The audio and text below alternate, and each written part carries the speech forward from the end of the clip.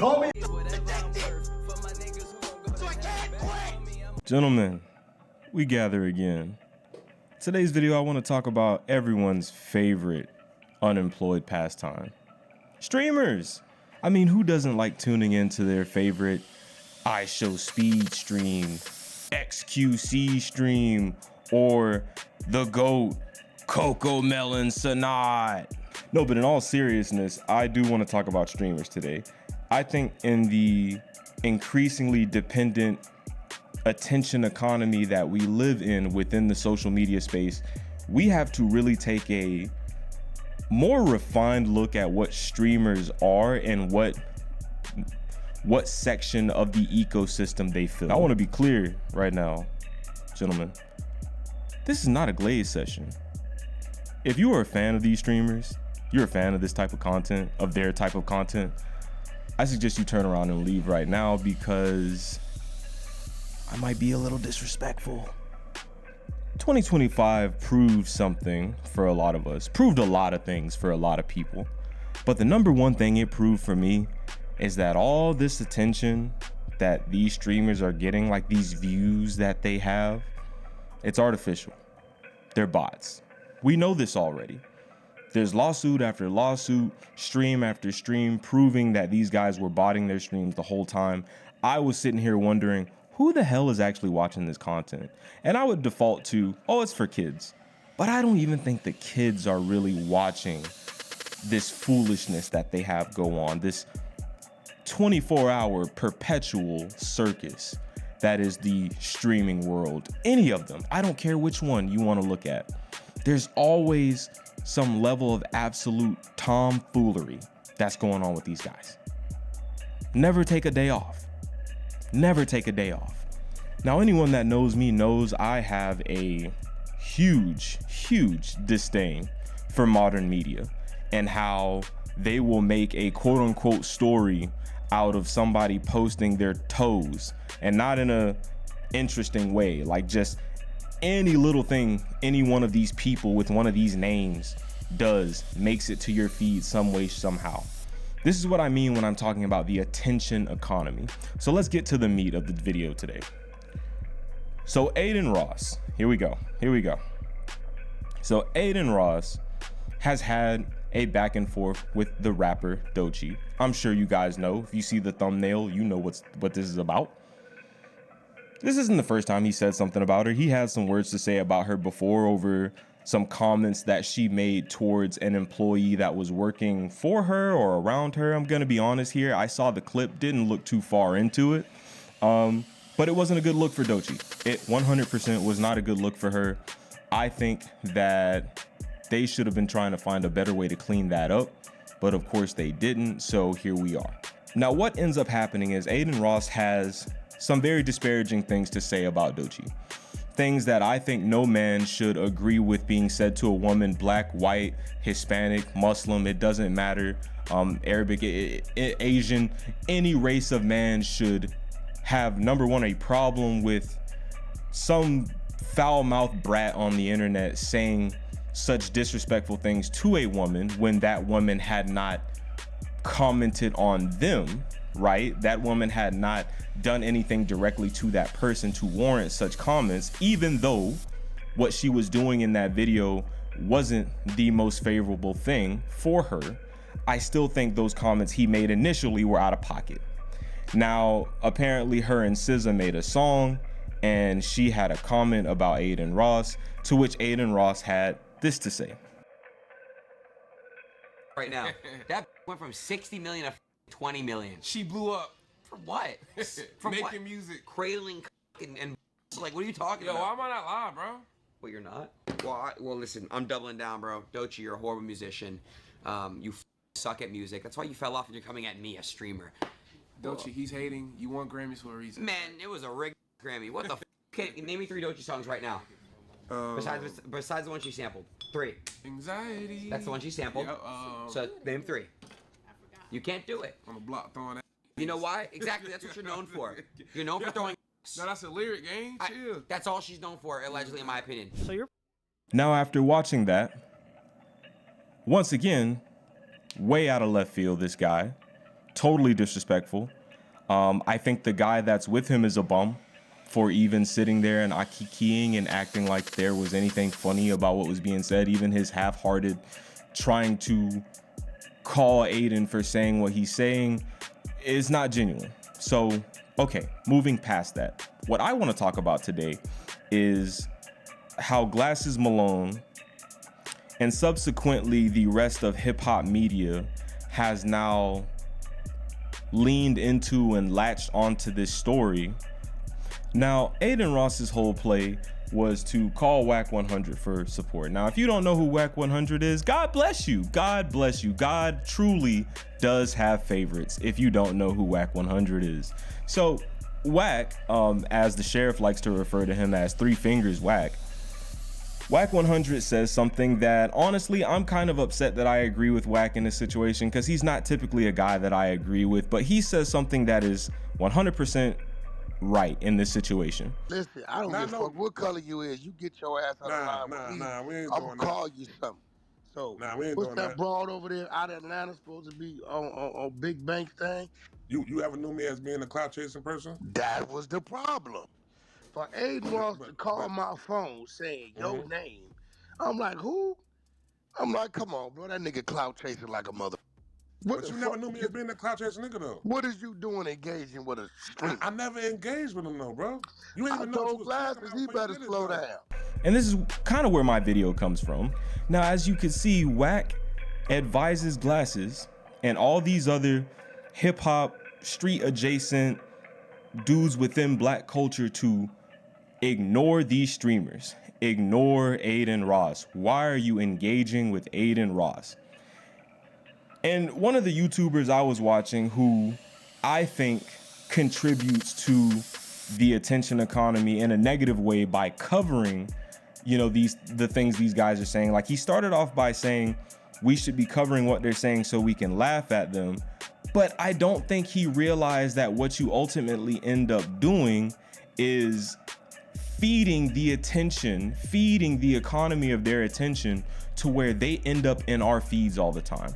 I wouldn't have known about this situation if the YouTuber I'm talking about, and I don't want to put his name out there because I'm disagreeing with bro, even though I do kind of like his videos. Maybe I'll shout him out another time, but he's already big enough. I wouldn't have known about this if you didn't cover it. And his response was, oh, so we're supposed to just let Adin Ross say whatever he wants to say? Yes, that's the point. Because you can't stop him anyway. Are you gonna go to his house and fight him and stop him from saying the things that he's gonna say? No, you can't do it. You literally can't do it. These guys stay in their strongholds, turn on their microphones, and they say the craziest thing that they possibly can say. To defeat these types of enemy, you have to remove the energy that they feed off of. I'm gonna repeat that. To defeat these types of enemies, you have to remove the energy that they feed off of. Adin Ross is one of these types that feed off of the negative energy that's given to him, and he redirects it into, I don't know, whatever you want to call it, promotion, marketing, whatever you want to call it. He lives and dies by who's paying attention to him, who makes comments on the things that he says, and how he can respond to it. Now that Glasses Malone has made a response to him saying what he said about Doechii, now this whole situation, instead of dying right there, instead of him saying what he said about Doechii and it dying on his platform with his little racist white fans or whomever, even his weirdo black coon fans that are on there, whoever watches that content, it lives and dies with them. It does not have to pollute our waters. It pollutes our waters when our media outlets that we trust bring it to our attention, and then they use Adin's negative energy and they use his Glasses Malone's reaction to that negative energy to then galvanize us to also be upset about it. But all you're doing is feeding the algorithm a name, which is Adin Ross, which is going to make the name Adin Ross show up in your algorithm more and more and more. See, the algorithm doesn't know the difference between love and hate. The algorithm does not know the difference between love and hate. All it sees is the names that you are searching or you are engaging with. So if you are negatively hate watching Adin Ross, if you are negatively or hate commenting, leaving hateful comments on Adin Ross's content, or you're subscribing and going to have conversations within the comment sections of YouTubers and other media outlets who are covering the Adin Ross story, what you're doing is feeding a system that says Adin Ross is a popular person and must always be covered no matter what.